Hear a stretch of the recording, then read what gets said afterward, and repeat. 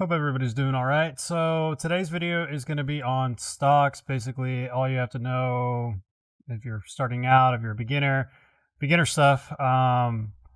Just understand that everything that I tell you, I'm telling you more as information purposes only. I'm not telling you this as you should go invest in these companies. I'm not certified financial advisor. I did go to college for finance, learning about the stock market, bonds, all that stuff.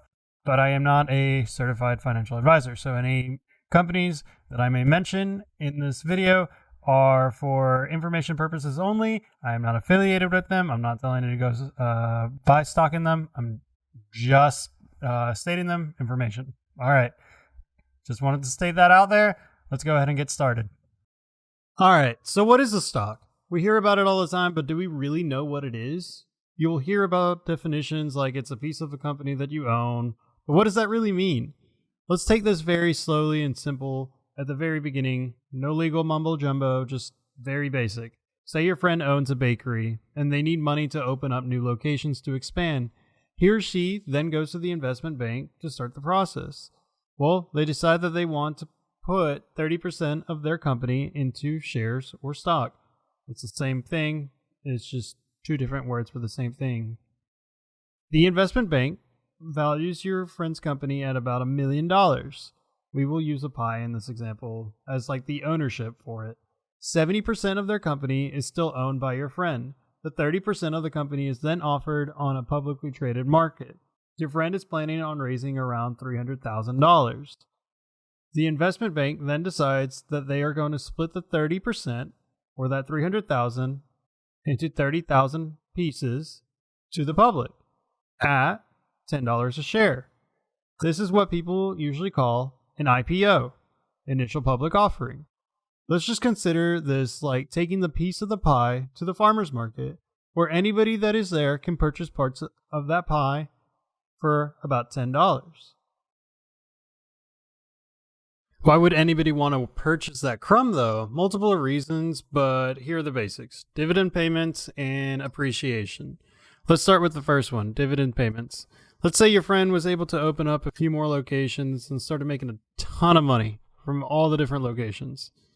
Well, your friend and the board of directors he now has all have made a killing this year and have leftover money. They can either decide to put that money back into the company or give their owners a payment for the pieces they own, sort of like a thank you. They don't wait until the end of the year though. Rather, every 3 months they send you a payment, and this can continue on endlessly, or companies can just decide not to. Though, when companies start doing payments, it does reflect badly if all of a sudden the companies start not giving their owners payments. So the next one is appreciation. Your friend's company has now expanded and is worth around $2 million. Your $10 crumb is now worth $20. However, since a bunch of people are now seeing the potential of your friend's company, they start desiring or demanding for that piece. This causes your share of stock to rise to, say, $30 or even $100 or even more. Just depends on how many people are wanting the stock and how many people are selling at that time. If you sell your share, well, you just made money back and then some. This is what we would consider appreciation. So what are the risks? Well, the company could always go bankrupt and lose most of its value. No, you won't ever owe money for owning a share of stock, but you might lose all of your investment. A stock market crash could always happen. Basically, everybody leaves the market and the value of all the pies go down.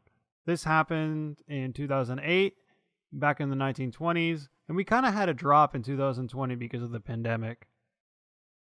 Or, the final one, people just don't want your friend's pie after it's gotten to a certain price range, so it starts going back down, or your friend just has bad management, and nobody seems to think that company's going to do well in the long run, so the stock starts going down as well. So how do you go about buying stock?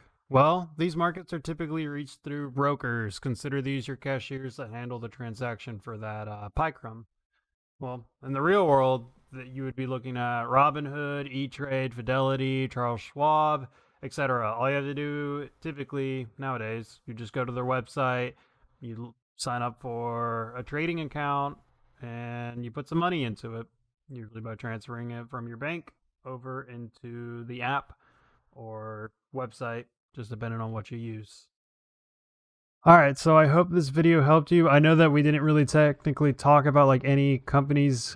This is just part one of the series. I just wanted to make it out there, get like the basics out of the way, and then next video we'll use an actual company and we'll go through actually looking at everything that makes up a stock as far as like the ticker symbol and all that stuff is. So just make sure to hit the like and subscribe down below so you won't miss anything. Hit the little notification bell. Appreciate it. If you enjoyed this video and you found it useful, please share it.